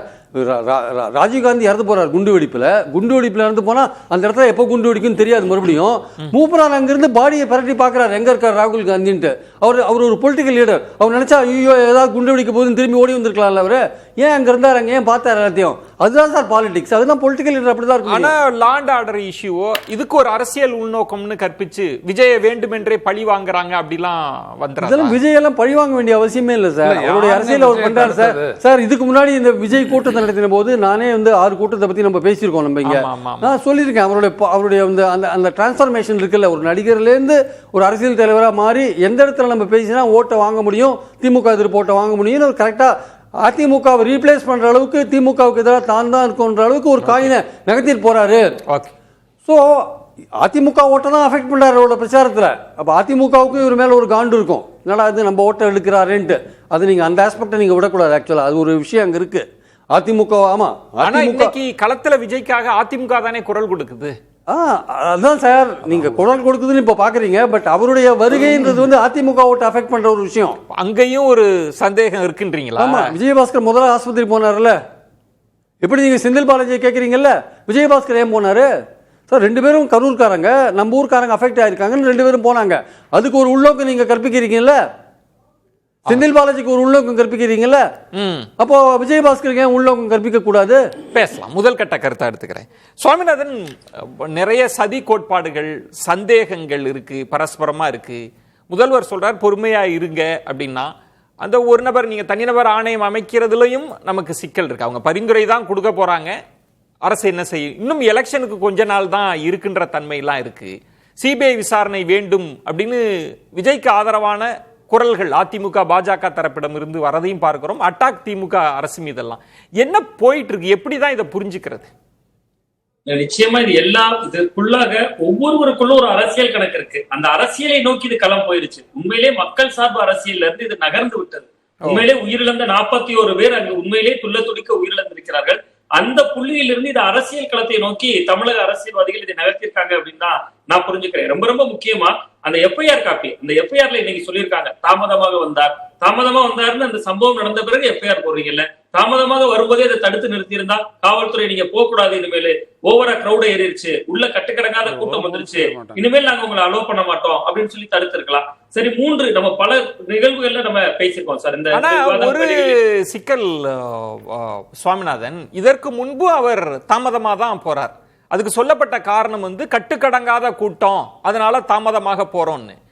பிரியன் அவர்கள் சொன்னதிலேயே இன்னொரு கூடுதலா இந்த எஃப்ஐஆர் பார்க்கிற போது விஜயை தாமதமாக நிர்வாகிகள் அழைத்து வந்தார்கள் அப்படின்னு பொறுப்பை நிர்வாகிகள் மேல சுமத்துறதையும் பார்க்க முடியுது. பிரியன் கேட்கிறார், ஏன் அது விஜய்க்கு பொறுப்பு இல்லையா அப்படின்னு. இதுல நிறைய சந்தேகங்கள், யூகங்கள், சதி கோட்பாடுகள் அப்படிலாம் இருக்கே. இதை எப்படி புரிஞ்சுக்கிறது? இதெல்லாம் இதுக்கான விடை கிடைக்குமா சீக்கிரமா? இல்ல, இதற்கான விடை அவ்வளவு எளிதில கிடைக்காதுன்னு நான் நம்புறேன். ஏன்னா இன்னைக்கு வந்து நம்ம சார் குறிப்பிட்டதை போல நிர்வாகிகள் மேல வழக்கு பதிவு பண்ணிருக்காங்க சார். இப்ப நிர்மல்குமாரா இருக்கலாம், மற்றவங்க புஷியானந்தா இருக்கலாம், மதியழகன் அந்த ஒரு மாவட்ட செயலாளராக இருக்கலாம், இவர்கள் மேல எல்லாம் இன்னைக்கு ஒரு எஃப்ஐஆர் பதிவு பண்றாங்க. நம்ம தொடர்ச்சியா பல இடங்கள்ல பேசியிருக்கோம். அந்த மேடையிலேயே விஜய் மட்டும் தான் நிக்கிறாருன்னு நம்ம பல இடத்துல சொல்லியிருக்கோம். கீழ்மட்ட நிர்வாகிகள் யாரையுமே ஒரு மேடையில கூட ஏத்துறது இல்லைன்னு சொல்லியிருக்கோம். ஆனா வழக்கு பதியும் போது மட்டும் கீழ்மட்ட நிர்வாகிகள் மேல பதியப்படுது. அங்க இருக்கக்கூடிய இரண்டாம் கட்ட நிர்வாகிகள் பர்மிஷன் கையெழுத்து போடுறது வந்து நாங்க நீங்க கொடுக்கிற நிபந்தனைகளை எல்லாம் நாங்க ஏத்துக்கிறோம் அப்படின்னு நம்ம சில காட்சிகளை பார்க்கிறோம். புசி ஆனந்தன் அவர்களே வந்து சொல்றாங்க காவல்துறையிட்ட, இந்த இடம் எங்களுக்கு பர்ஃபெக்டா இருக்கும், நாங்க எல்லாத்தையும் சரியா நடத்தி கொடுக்கிறோம் அப்படின்னு. இப்போ என்ன கேள்வி இருக்குன்னா சுவாமிநாதன், அங்க உண்மையில என்ன நடந்தது அப்படின்னு. இப்ப இது ஒரு விபத்தாக மட்டும் இருக்கு அப்படின்னா நம்ம வேற ஒரு தளத்துல போகலாம். இது அரசியலா மாறிடுச்சே, இதுக்கு பின்னாடி காவல்துறை ஒத்துழைப்பு தரல, இதுக்கு பின்னாடி திமுக இருக்கு, அமைச்சர் இருக்காங்கன்னு அந்த இடத்தை நோக்கி நகர ஆரம்பிச்சிருச்சே சுவாமிநாதன். இல்ல நிச்சயமாக இதுல வந்து முழுக்க முழுக்க வந்து தமிழக அரசினுடைய ஒரு வகையில ஒரு ஸ்பீடா காவல்துறை செயல்படலைங்கிறது ஒரு பக்கம். இன்னொன்னு தாவேக்காவுடைய துளி கூட ஒத்துழைப்பு இல்லை. நம்ம தொடர்ச்சியா பாக்குறோம்ல சார், அவர்கள் எந்த கூட்டம் நடத்தினாலும் அது ஒரு முறைப்படுத்தப்பட்ட ஒரு ஆர்கனைஸ்டா இல்லாம அது வந்து ஒரு சம்பவங்களை வந்து அவங்க ஏதோ ஒரு ரசிக மனநிலையில மட்டுமே அணுகினதுடைய வெளிப்பாடு தான் இது. இன்னொன்னு இன்னைக்கு அதிமுக கேட்கறாங்க, எங்களுக்கு ஒரு நபர் ஆணையம் வேண்டாம், சிபிஐ வேணும். இவங்க ஆட்சியில தான் ஸ்டெர்லைட்டுக்கு இதே அவங்களதான், இதே நீதிபதி அண்ணா ஜெகதீசன் அவர்கள் தலைமையில தான் அவங்க கமிட்டி போட்டாங்க. அப்ப அவர்கள் ஆளுங்கட்சியாக இருக்கிற பொழுது ஒரு கமிட்டி போட்டிருக்காங்கல்ல. இன்னொன்னு முதல்வர் சொல்றாங்க, இன்னைக்கு வந்து இதுல வந்து ஏன் இவ்வளவு பதட்டப்படுறாங்க, வதந்திகளை பரப்பாதீங்கிறாங்க. இதுல காட்டின ஆர்வத்தை ஏன் கள்ளக்குறிச்சியில காட்டல? கள்ளக்குறிச்சியில சாராய மரணங்கள் நடந்துச்சு, அப்ப ஏன் போய் எந்த அமைச்சரும் அண்ணல? அதனாலதானே பொதுமக்கள் மத்தியில இது ஒரு தாக்கத்தை ஏற்படுத்துது. எல்லா பிரச்சனையும் ஒரே மாதிரி அணுகிருக்கலாம்ல. இன்றைக்கு விஜய் மீது இதுல வந்து எந்த நடவடிக்கையும் எடுக்காமல் இருக்கிறதுக்கு பின்னால விஜய் மீது வழக்கு பதிவு செய்தாலோ அவர் கைது நடவடிக்கை எடுத்தாலோ அது மக்கள் மத்தியில விஜய மாசாக்கிறோம்னு அரசு அச்சப்படுது. அந்த இடம் சுவாமிநாதன், இந்த கேள்வி வந்து இப்ப பிரியன் சாரும் அந்த கேள்வியை கேட்டாங்க, முதல்வர்கிட்டே அந்த கேள்வி கேட்கப்படுது. நள்ளிரவில் செய்தியாளர்கள் கேட்கிறாங்க விஜய் கைது செய்யப்படுவாரா அப்படின்றப்ப அவர் சொன்னது, நீங்க எனக்கு உங்க கேள்வி புரியுது, நான் எந்த அரசியல் இதுக்கும் நான் பதில் சொல்ல விரும்பல, ஆணையத்தின் முடிவு வந்த பிறகு நடவடிக்கை எடுக்கப்படும் அப்படின்னு சொல்றார். இப்ப ஆணையம் எப்ப முடிவை தரப்போகுதுன்ற ஒரு கேள்வியும் இருக்கு. ஒண்ணு, இப்ப நிறைய சந்தேகங்கள் இருக்குல்ல சுவாமிநாதன். இப்போ எம்ஆர் விஜயபாஸ்கர் அவர்கள் சொல்றாங்க, ஏன் ஆம்புலன்ஸ் எண் இல்லாம ஆம்புலன்ஸ் வந்தது, கரண்ட், இது எல்லாமே ஆணையத்திட்ட ப்ரொடியூஸ் பண்ண முடியும். இப்படிதான் உங்களுக்கே தெரியும், ஆறுமுகசாமி ஆணையம் அமைச்ச போது எல்லாரையும் அவர் கேட்டார், வாங்க உங்க ஆதாரத்தெல்லாம் கொடுங்க அப்படின்னு. அப்படி கூட கொடுக்க வாய்ப்பு இருக்குல்ல, போய் கொடுக்கலாம் இல்ல, அப்படி சந்தேகம் இருந்தா இந்தாங்க இந்த இடம் எல்லாம், அதுக்கு வாய்ப்பு இருக்கா? இல்ல, ஆணையத்திடம் போய் கொடுப்பதற்கான வாய்ப்பு இருக்கும், காலம் இருக்கும். பட் ஆனா அதற்கிடையே அரசியலாக இதை வந்து அவர்கள் அரசியல், அதை தான் சொல்றது, முழுக்க முழுக்க அரசியல் மயமாகி விட்டது. இன்னைக்கு தமிழக அரசு நாங்க சிறப்பா செயல்பட்டோம் நிரூபிக்க வேண்டிய இடத்துல இருக்காங்க. தாவேக்காவினர் நாங்க தப்பு செய்யல, அரசு தான் சரியா செயல்படலன்னு நிரூபிக்க வேண்டிய இடத்துல இருக்காங்க. அதிமுக பாஜக இந்த சிபிஐ விசாரணை நோக்கி நகர்த்தி மத்திய பாஜகவின் கைகள்ல இன்னைக்கு இருக்கிறதா சொல்லப்படக்கூடிய, நான் சொல்லல, பெருவாரியான எதிர்கட்சிகளால் சொல்லப்படக்கூடிய சிபிஐ வலைக்குள்ள இதை கொண்டு வரதன் மூலமா ஒருவேளை தங்கள் கூட்டணிக்கே கூட விஜய் எதிர்காலத்துல வரலான்னு அவர்களுடைய நம்பிக்கை. அப்படி ஒரு கணக்கு போகுதோ? சிலர் வெளிப்படையா பேச ஆரம்பிக்கிறாங்க, என்டிஏவுக்கு விஜய் வரணும், இந்த நெருக்கடியிலிருந்து தப்பிக்க என்டிஏவுக்கு வரணும்ன்ற அழைப்பதெல்லாம் பார்க்க முடியுதே. வெளிப்படையா பாஜக ஆதரவாளர்கள் பேசுறாங்களே. அப்போ அப்படியான ஒரு ஆயுதமாக கூட ஏதோ ஒரு குற்றத்தில் ஈடுபட்டா பாஜக சேர்த்துப்பாங்களா? அப்போ அப்படியே அப்படி கூட்டணி கணக்கெல்லாம் வந்துருச்சு. அமித்ஷா அவர்கள் குற்றவாளி பட்டியல் இருந்து மிளகாய்பொடி வெங்கடேசனையே பார்த்துட்டு போனார். அதனால அவர்கள் வந்து அந்த கடந்த கால வரலாறுகளை சுவாமிநாதன், நீங்க சொன்ன இடத்துல நீங்க தொடக்கத்துல சொன்ன மாதிரி இது ஒரு பெரிய துயர சம்பவம், இந்தியாவே உலுக்கிய ஒரு சம்பவம். அதுக்குள்ள இந்த சம்பவம் அரசியல் கணக்கு கூட்டணி கணக்கா மாறிடுச்சா அந்த சோகம் வழியாவதற்கு முன்பே? ஆமா, நிச்சயமாக இதுக்குள்ள அரசியல் கணக்கும் கூட்டணி கணக்கு. ஏன் ராகுல் காந்தி அவர்கள் உடனடியாக தமிழக முதல்வர் மு க ஸ்டாலின் அவர்கிட்ட பேசுறாங்க, உடனடியா ராகுல் காந்தி அவர்கள் விஜய் அவர்களிடம் பேசினதாவும் ஒரு செய்திகள் கசியுது. விஜய் அவர்களே இன்னைக்கு காலையில சொன்னாரா, என்ன ராகுல் காந்தி துயர சம்பவத்தை கேட்டறிந்தார் அப்படின்னு சொல்லி அவர்களுடைய நிர்வாகிகள் கூட்டத்துல பேசினதாவும் தகவல் வருது. அவை முழுக்க முழுக்க ஒரு அரசியல் மயமாக மாற்றுவதற்கான ஒரு முயற்சி தான் இன்னைக்கு சதின்னு அவர்கள் சொல்வதற்கு பின்னாலும், தமிழக அரசு நாங்க சிறப்பா செயல்பட்டோம்னு சொன்னதுக்கு பின்னாடி தமிழக அரசு சிறப்பா செயல்பட்டாங்க, சம்பவம் நடந்த பின்னாடி செயல்பட்டாங்கல்ல. அப்ப இதே வேகத்தையே கள்ளக்குறிச்சிக்கு முதல்வர் அவர்கள் போகல, அப்ப அங்கேயும் போயிருக்கணும்ல, அங்கேயும் மனித உயிர்கள் தானே, அங்கேயே அன்பில் மகேஷ் அவர்களோ மற்ற அமைச்சர்களோ போய் அழுகல. அப்ப அதெல்லாம் சேர்த்துதானே இங்க மக்கள் மன்றத்துல அரசியல் களமாக அது மாற்றப்படுகிறது. அப்ப ஒரு இந்த மாதிரியான சில கேள்விகள் அதற்குள்ள இருக்கிறதுனாலதான் இது வந்து மக்கள் மன்றத்துல பேசுபொருள். இன்னொன்று, விஜய் அவர்கள் மேல நீங்க அவரை கண்டிக்கணும்ல, குறைந்தபட்சம் தமிழக அரசு வந்து தொடர்ச்சியா அவர் எல்லா கூட்டங்களுக்கும் லேட்டா வராரு, தொடர்ச்சியா மக்கள் இப்படி திணறாங்க, தொடர்ச்சியான சம்பவங்கள் நடந்துட்டு இருக்கு. அவர் ஒரு மாநாடு நடத்துக்கான அழைப்பு கொடுத்தாலே 9 பேர் வாகன விபத்துல இறந்திருக்காங்க ஏற்கனவே. அப்ப இந்த கூட்டத்தை மானிட்டர் பண்ணி அரசு அவரை இது மாதிரியான விஷயங்களை முன்கூட்டியே எஃப்ஐஆர் போட்டுக்கணும்ல. நீங்க ஏன் கூட்டத்துக்கு லேட்டா வரீங்க, எவ்வளவு போக்குவரத்து, அது அரசு வந்து தயங்குதுன்னு நினைக்கிறீங்களா? விஜய் மீது ஏதாவது நடவடிக்கை எடுத்தா சிக்கல் வந்துரும்னு தயக்கம் இருக்கு அரசுக்கு? அவர்கள் ஒரு காலகட்டத்தில் எம்ஜிஆர் அவர்கள் கட்சி ஆரம்பித்த பின்பு கிட்டத்தட்ட அவர்கள் எவ்வளவு ஆண்டுகள் எதிர்கட்சியாக இருந்தார்களோ அந்த அச்சம் அரசுக்கு இருக்கிறதாக நான் பாக்குறேன். ஆனா எம்ஜிஆர் அல்ல விஜய். ஆனால் அரசு அப்படி நினைத்துக் கொண்டு விஜய் அவர்களுக்கு வந்து ஒரு சாஃப்ட் கார்னராக டீல் பண்றதா பாக்குறேன். நவநீத் குறுக்கிட விரும்புனீங்க? எந்த இல்ல குறிப்பா 2 விஷயம்.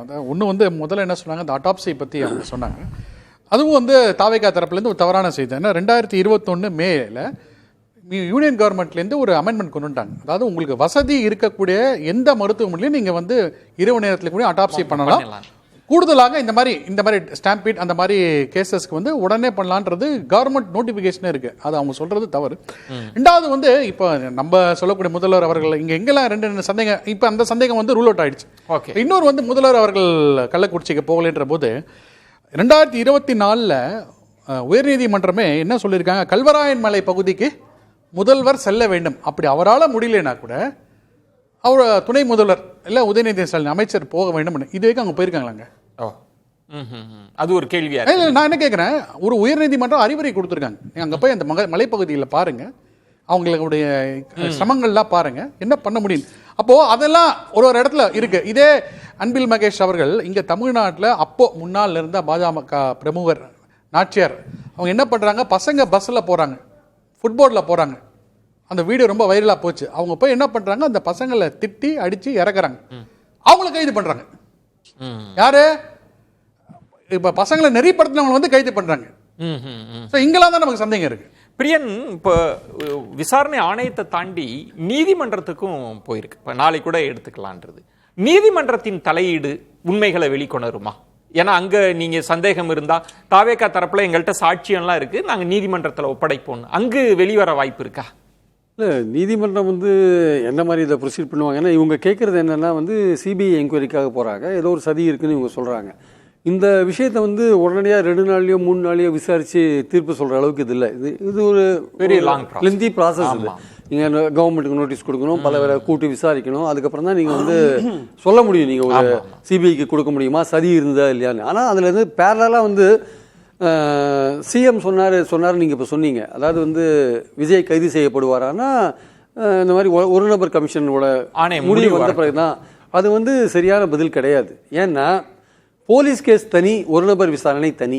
போலீஸ் கேஸ் ஒன்று போயிட்டுருக்கு, அதில் தான் மாவட்ட செயலாளர்லாம் உள்ள இருக்கு. அதில் விஜய் நீங்கள் சேர்த்து நீங்கள் கைது பண்ணுறதுனா பண்ணலாம், அந்த விஷயம் தனி. ஒரு நபர் கமிஷன் வந்து தான் நீங்கள் விஜய் மேலே நடவடிக்கை எடுக்கணும்னு கிடையாது. அந்த கேஸ் சரியாக போயிட்டுருக்கு, அந்த கேஸில் நீங்கள் ஆக்ஷன் எடுக்கலாம். இப்போ நாளைக்கு புசியை கைது பண்ணலாம், நீங்கள் இவரை மாவட்ட செயலாளரை கைது பண்ணலாம், எல்லாம் பண்ணலாம்.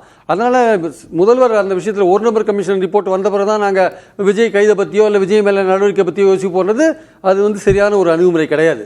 ஸோ நம்ம பாயிண்ட் என்னென்னா வந்து, so Madurai high court Madras high court வந்து பேரலாக வந்து ஒரு போலீஸ் இன்வெஸ்டிகேஷன் போயிருக்கிறத பார்க்கணும். அந்த இன்வெஸ்டிகேஷனில் எதுவும் திருப்தியில் வச்சுக்கப்போ அண்ணா யூனிவர்சிட்டி கேஸில் 3 லேடி விமன் ஆஃபீஸரை போட்டு எஸ்ஐடி போட்டாங்க இல்லையா, அந்த மாதிரி ஏதாவது ஒரு ஆல்டர்னேட் அரேஞ்ச்மெண்ட் கூட பண்ணலாம். சிபிஐ கேட்கும்போது இல்லை ஒரு எஸ்ஐடி போடலாம் அப்படின்னு பண்ணலாம்.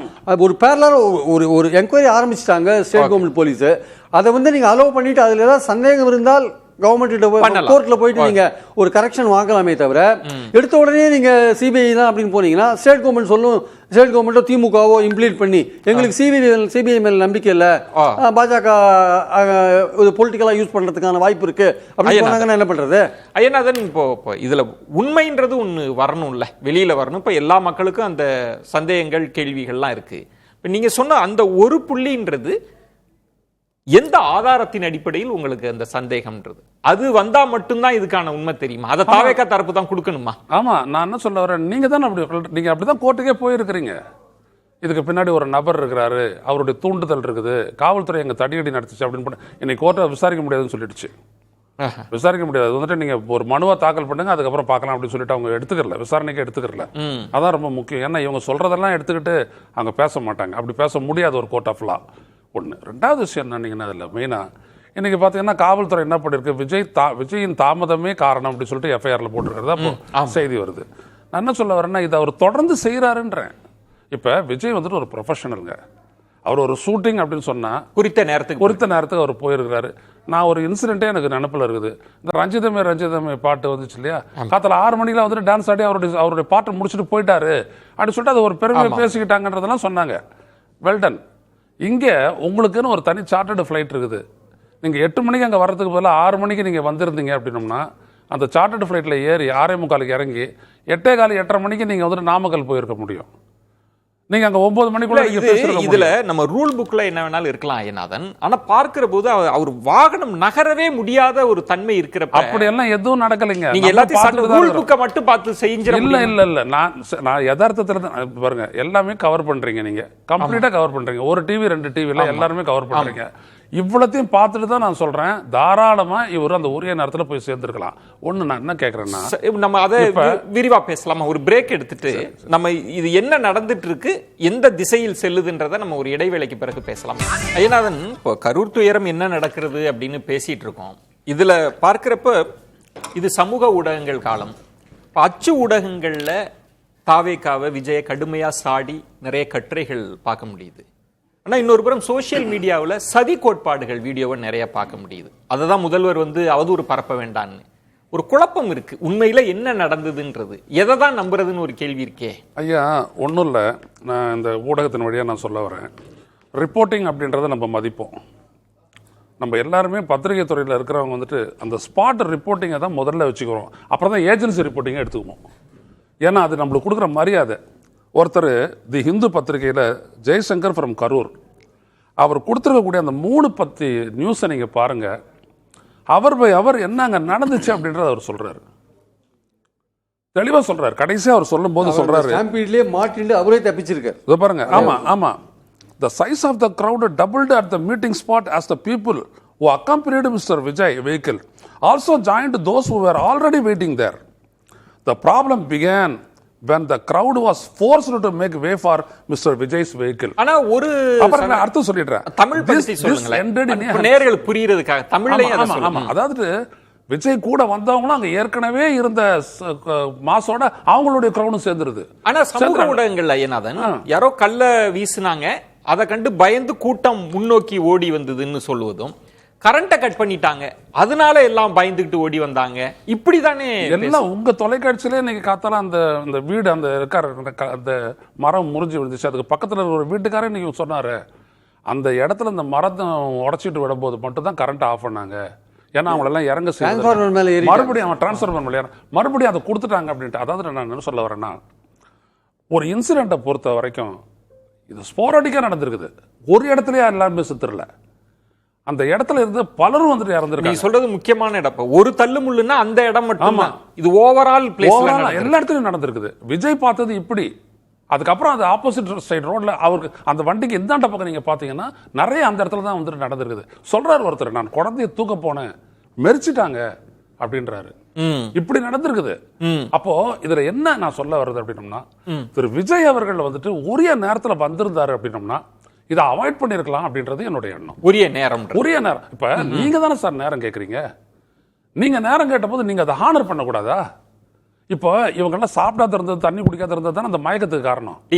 டீஹைட்ரேஷன். அதுதானே ஒரு 3 நிமிஷம் மூச்சு விட முடியாத செத்து போனவங்க 25 பேர், 41ல 25 இப்படி செத்துருக்காங்க. அப்போ இப்ப என்ன போட்டிருக்காங்க இவங்க கேஸ், என்ன போட்டிருக்காங்க, செக்ஷன் 109 BNS படி culpable homicide not amounting to murder, குற்றமில்லா கொலை. ரெண்டாவது விஷயம் என்ன அப்படின்னா, 110 attempt to commit culpable homicide. இப்படி ஒண்ணு நடக்கும்ன்றது தெரிஞ்சே உணர்ந்தே இப்படி ஒண்ணு. ஓகே, இப்ப இது ஏன் அப்படின்னா, அந்த வண்டியை நம்ம எடுத்து ஃபோர்ஸ் பண்றோமே, இந்த கிரவுட் எங்க போவோம், ஓகே, இதெல்லாம் யோசிக்கணும். எதையுமே யோசிக்காத இவங்க பண்ணிருக்காங்க, அதனுடைய விளைவு தான் இது. ஓகே, இன்னொரு இடம்ன்றது பொதுவாகவே பாதுகாப்பு குறைபாடு, சரியா பாதுகாப்பு கொடுக்கல அப்படின்றதும் எதிர்கட்சி தலைவர் சொல்றாங்க, ஆளுங்கட்சிக்கு மட்டும் எல்லா பாதுகாப்பும் இருக்கும், எங்களுக்கு கொடுக்கறதே இல்லைன்ற ஒரு கருத்து இருக்குல்ல. பாதுகாப்பு குறைபாடும் அதை அரசு மறைக்குதா அரசு தரப்புல? இல்லை சார், அதில் சின்ன ஒரு விஷயம் இருக்குது. அதாவது ஒரு ஊர்வலம், ஒரு ஆர்ப்பாட்டம் அல்லது ஒரு பொதுக்கூட்டம் அல்லது ஒரு போராட்டம், இதுக்கு காவல்துறை கொடுக்குற பாதுகாப்பும் இந்த மாதிரி, அப்புறம் அதிகாரத்தில் இருக்கிற அரசியல்வாதிகள், உதாரணமாக ஸ்டாலின் வராரு, இல்லை பிரைம் மினிஸ்டர் வராரு, அமித்ஷா வராரு, Z+ கேட்டகரி, Y+, அது அவங்களுக்கு கொடுக்குற விஷயங்களும், இந்த மாதிரி இப்போது விஜய் மாதிரியான லீடர்ஸ்க்கு கொடுக்குற அந்த பாதுகாப்பு இருக்குல்ல, அதுக்கெல்லாம் கொஞ்சம் டிஃப்ரென்ஸ் இருக்குது ஆக்சுவலாக. இப்போ விஜயோட கூட்டத்தில் இப்போது என்ன பிரச்சனை வரும்னா, அவங்களுக்கு அந்த கூட்டத்துக்குள்ளே போலீஸ் வரமாட்டாங்க, கூட்டத்தோட சுற்று வட்டாரத்துலாம் போலீஸ் இருப்பாங்க. ஏதாவது லா அண்ட் ஆர்டர் பிரச்சனை வந்தால் உள்ளே வருவாங்க, அது வரையும் உள்ள வருவாங்க. ஏன்னா 500 தான் இருக்காங்க. ஆமாம், சுற்றி தான் இருப்பாங்க. ஏதாவது பிரச்சனை வரும்போது தான் உள்ளே வருவாங்க. அவங்களால நீங்கள் கூட்டத்தை உள்ள கண்ட்ரோல் பண்ண ஆரம்பித்தாங்கன்னா, அதே ரசிகர்கள் என்ன சொல்லுவாங்க, ஆம்புலன்ஸ் வர்றது எப்படி குறை சொல்கிறாங்களோ அதே மாதிரி போலீஸ் வந்து எங்களை டிஸ்டர்ப் பண்ணுறாங்க அப்படின்னு குறை சொல்லுவாங்க. அதனால் போலீஸ் வந்து உள்ள அனாவசியமாக அந்த கட்சிக்காரங்களை வந்து டிஸ்டர்ப் பண்ண மாட்டாங்க. தாவேக்கால ஒரு பிரச்சனை என்னென்னா அதிமுக திமுக மாதிரி கிடையாது. திமுகவில் மாவட்ட செயலாளருக்கு அப்புறம் வந்து ஒன்றிய செயலாளர், பேரூர் செயலாளர், நகர செயலாளர், கிளை செயலாளர் எல்லாம் இருப்பான். எல்லாம் கீழே நின்றுட்டு இருப்பான். அவன் வந்து ரெகுலேட் பண்ணுவான் க்ரௌட அந்த 2 கட்சியிலையும். அது வந்து அவங்களுக்கு யூஸ்ஃபுல்லாக இருக்கும். இங்கே வந்து மாவட்ட செயலாளர் யாருன்னே வந்து மக்களுக்கே தெரியாது. பாவம் விஜயாவது மேலே ஏற்றி காமிக்கலாம், அவரும் அதை காமிக்க மாட்டேங்கிறார். அவரும் அந்த நடிகரோட அந்த கெத்தை மெயின்டைன் பண்ணுறாரு. அந்த மாவட்ட செயலாளர் கூட வண்டியில் ஏற்ற மாட்டேங்கிறாரு. ஸோ அது மாதிரி அங்கே கீழ் லெவலில் அங்கே கட்டுமானங்கள் இல்லை. அதனால் யாரும் கண்ட்ரோல் பண்ணுறதுக்கு பண்ண முடியாது. ரெண்டாவது இன்னொரு முக்கியமான பாயிண்ட் என்னென்னா, இப்போ தான் விஜயோடைய அந்த ரசிகர்கள் வந்து தொண்டர்களாக மாறுற ஒரு ஸ்டேஜில் இனிமேல் தான் வரணும். அவங்க ஆக்சுவலாக இன்னும் அவங்க ரசிகர்களாகவே இருக்காங்க.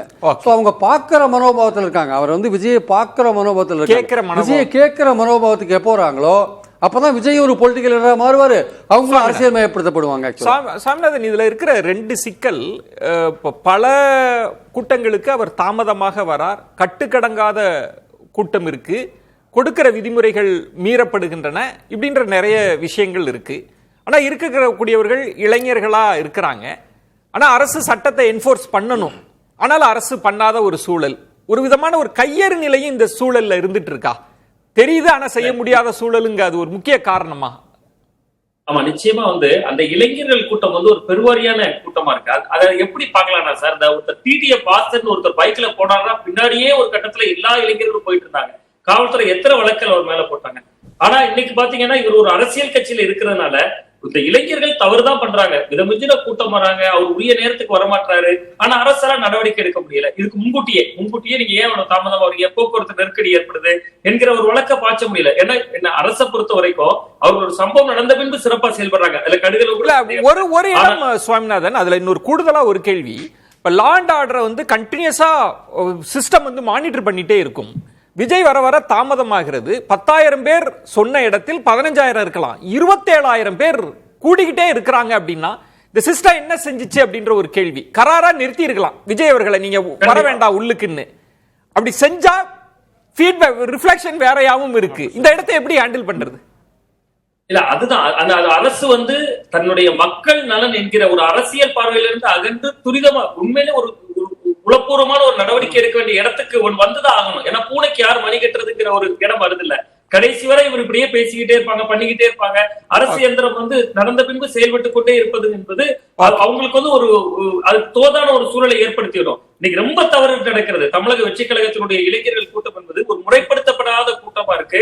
பெருவாரியாக எங்கேயும் 2ஆம் கட்ட தலைவர்கள் இல்ல, யாரு பேச்சுக்கும் அவர்கள் கட்டுப்பட மாட்டாங்க என்பது ஒரு பெரிய ஒரு எதிர்காலத்திற்கான ஒரு அந்த இடம் தான் சரி செய்யப்பட முடியாத இடமா இருக்கு. இப்போ அவருடைய இதற்கு முன்னாடி நடந்த ஒரு மாநாட்டில் கூட பாத்தீங்கன்னா ஒரு பிரம்மாண்ட கொடிக்கம்பம் விழுந்தது. அன்னைக்கு உயிர் சேதம் இல்லை.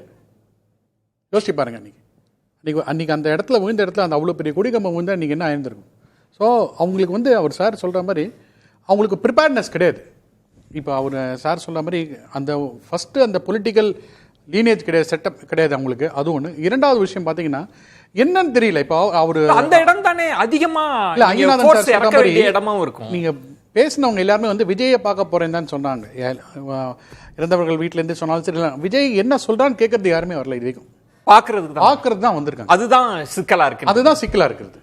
அவர் இன்னும் அந்த இதுலயே அவர் டிராவல் பண்றாரு. அந்த நம்ம சூப்பர் ஹீரோ அப்படி நமக்கு ஒரு ஹீரோ வர்ஷிப்பிங் இருக்கிறது அப்படின்ற ஒரு இதுல தான் அவர் டிராவல் பண்றாரு.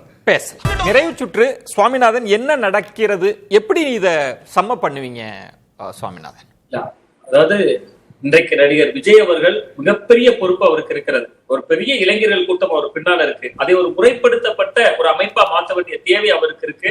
அவர் தான் ரொம்ப பொறுப்பா இதுல செயல்படணும். ஏன்னா இன்னைக்கு பெரிய இளைஞர்கள் பின்னால் அவர் பின்னால் இருக்கிறாங்க. இன்னொன்னு தமிழக அரசு இதை ஒரு வாக்கு அரசியலுக்காக விஜய் அவர்களை நம்ம தடுத்தா ஏதாவது ஆகிவிடுமோ என்று நினைக்காம மக்கள் ஏற்கனவே அவர்கள் கையில் கொடுத்திருக்கிற ஆட்சி, அந்த ஆட்சியை நல்லாட்சியாக அவர்கள் பயன்படுத்தி எதிர்கால தலைமுறைக்கு இப்படி ஒரு ஆபத்து இல்லாத சூழலை மாற்ற வேண்டிய கடமையும் தேவையும் அரசியந்திரத்துக்கு. பிரியன் முத்தாய்ப்பா, எப்படி இதை புரிஞ்சுக்கிறீங்க? அதாவது 23 கண்டிஷன் போட்ட போது கோர்ட்டுக்கு போனார் விஜய். எங்களுக்கு தேவையில்லாத கண்டிஷன் போடுறாங்கன்ட்டு. இப்போ அந்த கண்டிஷன் போட்டது சரின்ற ஒரு நிலைமை தான் இன்னைக்கு வந்திருக்கு ஆக்சுவலா. ஆனால் அந்த கண்டிஷன் அவங்க வந்து அதுபடி நடந்து கொள்ளவில்லை என்பது நமக்கு பரிபூர்ணமாக தெரியுது, நல்லாவே தெரியுது ஆக்சுவலா. அதனால தான் இந்த விளைவுகள்லாம் வந்திருக்கு. அப்போ விஜய்கிட்ட தான் பொறுப்பு இருக்குது ஆக்சுவலாக. ஏன்னா விஜயை பார்க்கறதுக்கு நிறைய பேர் வராங்க. இனிமேல் அவர் தன்னோட அணுகுமுறையை மாற்றணும். எப்படி பொதுக்கூட்டம் நடத்துது, பேரணி போகிறதுன்ற அவர் பார்க்கறதுக்கு வராங்கன்னு தெரிஞ்ச உடனே அவர் என்ன பண்ணியிருக்கலாம், இந்த மாதிரி ஊர்வலம் வராமல் வரும்போதே ஊருக்குள்ள நுழையும் போதே மேலே கையாட்டின்னு வந்தாருன்னா பாதி பேர் பார்த்துட்டு போயிடுவாங்க. ஸோ இந்த மாதிரி இதெல்லாம் சம்பவங்கள்லாம் நம்ம தவிர்க்கிறதுக்கான வாய்ப்பு இருக்கு. ஸோ விஜய்கிட்ட தான் பொறுப்பு இருக்கு ஆக்சுவலாக. சார் 3 விஷயம் தான் சார். முதல்ல எல்லாருமே சொல்ற மாதிரி முதல்ல ஒரு டைம்னா அந்த டயத்துக்கு வரணும். அது முதல்ல ஒரு பேசிக் பிரின்சிபல் பங்க்சுவாலிட்டி அவர் கற்றுக்கணும். 2வது க்ரௌட் மேனேஜ்மெண்ட் அவர் தரப்புலேருந்தும் சரி, தமிழக அரசு தரப்புலேருந்தும் சரி, நம்ம நிறைய பார்த்துட்டோம். இது வராமல் இருக்கிறதுக்கு என்ன நடவடிக்கை எடுக்கணும். ஏன்னா அந்த கோல்டன் ஹவர் இருந்ததுன்னா இன்னைக்கு எவ்வளோ உயிர் வந்து நம்ம காப்பாற்றிக்க முடியும். அதுக்கான ஃபெசிலிட்டி எப்படி பண்ணணும், அதாவது தமிழக அரசு ரெட்ரோஸ்பெக்டிவ் பண்ணணும். 3வது விஷயம் பார்த்தீங்கன்னா ஹீரோ வர்ஷிப்லேருந்து நீங்கி விஜயோட கொள்கையை ஏற்று வரக்கூடிய மக்களாக தான் இருக்கணும். ஐயநாதன், நீங்கள் இதில் வந்துட்டு சம்மந்தப்பட்டவர் இவ்வளோ இன்சிடென்ட்டுக்கு எல்லாமே காரணம் மூலம் விஜய் தான். அவர் விசாரணைக்கு உட்படுத்த வேண்டுன்றதுக்காகவே அவரை வழக்கில் சேர்க்கணும்னு சொல்கிறேன். அவரை கைது பண்ணணும் அதெல்லாம் கிடையாது. அவர் விசாரணைக்கு உட்படுத்துங்க. லெட் ஹிம் ரியலைஸ் இந்த சட்டத்தினுடைய ஆட்சினா என்னது, நீங்கள் பண்ணியிருக்கிறது என்ன, அவர் ரியலைஸ் பண்ணணும். இந்த கல்பபிள் ஹோமசைட்னா என்னன்னு உங்களுக்கு தெரியுமா? நீங்கள் பண்ணியிருக்கிற செயல்னால இவ்வளோ பேர் உயிரிழந்திருக்கிறாங்க. அதுக்கான பொறுப்பு நீங்கள் ஏற்கணும். இதுதான் உண்மை.